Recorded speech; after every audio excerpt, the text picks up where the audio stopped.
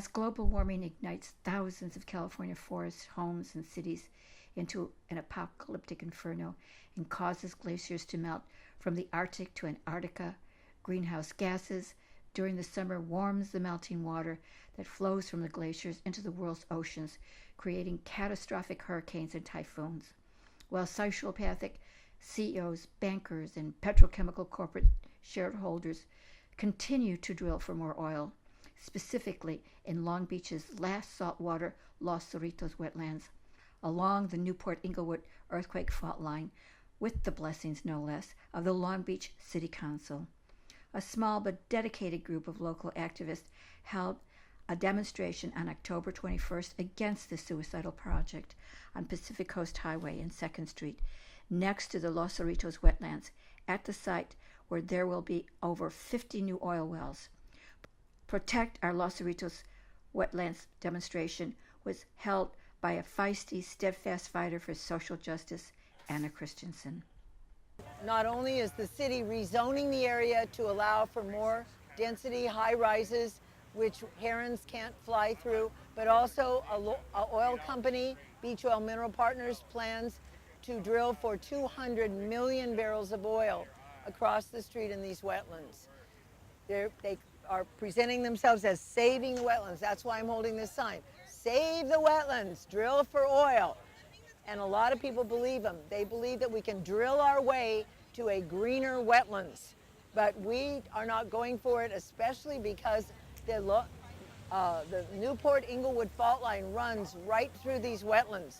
And their new drilling operations will actually expand, not consolidate. They will have diagonal high-pressure water injection drilling, pushing water down to blast oil off rocks, and then pushing leftover water back down to fill in the land before it can sink.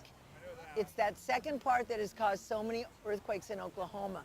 But basically, we don't think it's fair to burden the planet with 200 million more barrels of oil just to get a fake restoration plan for our wetlands or to own 100 acres. Yeah, they'll give us 100 acres. What condition will it be in by the time we get it?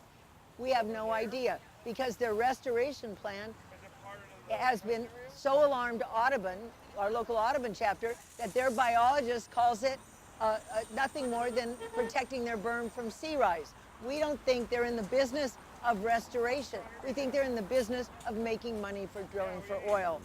So this area is not only the last of a very huge ancient wetlands, it's the last best salt marsh in Southern California, and it is also home to many, many Native American sites and home to the Tiat Society, which is a traditional Native American group of Tongva people that have rebuilt the Tiat, the traditional canoe. They ply these waters. Recreational boaters ply these waters. Our children swim in these waters. One oil spill will pollute not only the wetlands, but Alamitos Bay and beyond. One earthquake could cause Belmont Shore to fall. We really don't know. We don't know the consequences. We don't think it's a good deal. We don't want to trade, with an oil company. They're not a good partner. We want to restore the wetlands. We think we can do it without the help of Beach Oil Mineral Partners. We don't think it's fair. They're greenwashing. They call themselves a restoration. They're holding open houses today, taking everybody on a tour. People are swallowing it. People are drinking it. They're drinking the Kool-Aid. But you can't drink. You can drink the Beach Oil Mineral Partners Kool-Aid, but you can't drink oil. So let's protect our wetlands, and let's get at the truth of this matter. Come to the Long Beach Planning Commission on Thursday, November the 30th at 4:30 p.m. at the Long Beach City Council Chambers, 333 West Ocean Boulevard, Long Beach, California. Tell them not to allow Beach Oil Mineral Company from degrading the Los Cerritos Wetlands with over 120 new oil wells around a fault line. Say no to oil spill risk, groundwater depletion, and ignoring indigenous input. Los Cerritos Wetlands Oil Consolidation and Restoration Project is a greenwash that will create daily emissions from 1,100 cars, adding to deadly climate change.